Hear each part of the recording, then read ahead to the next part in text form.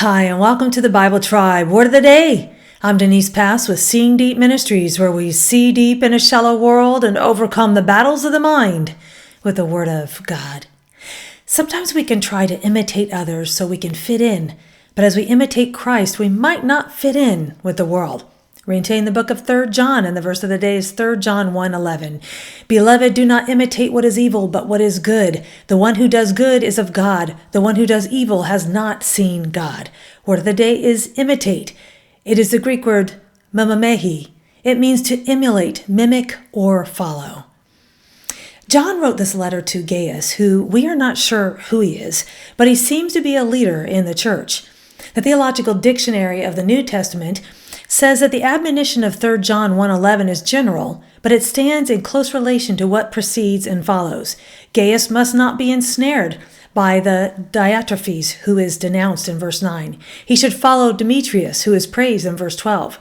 Reading our verse of the day in a larger context, 3 John 1:9-12, it says, I have written something to the church, but Diotrephes, who likes to put himself first, does not acknowledge our authority. So if I come, I will bring up what he is doing, talking wicked nonsense against us, and not content with that, he refuses to welcome the brothers and also stops those who want to and puts them out of the church.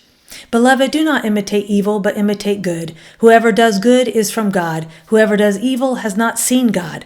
Demetrius has received a good testimony from everyone and from the truth itself. We also add our testimony, and you know that our testimony is true.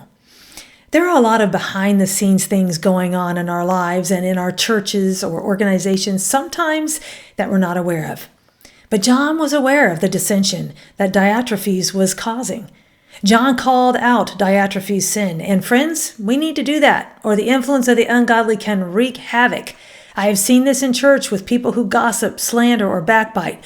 This type of behavior ought to be pretty obvious that these are not people we want to emulate.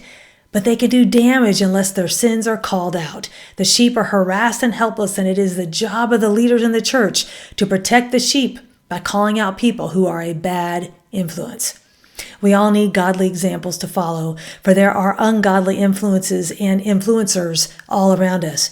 Who we spend time with really matters, and what we model our life after does too. Sometimes people will ask the question, who is your hero? While I think we should not idolize any human, there can be people we esteem because of how they follow after Christ.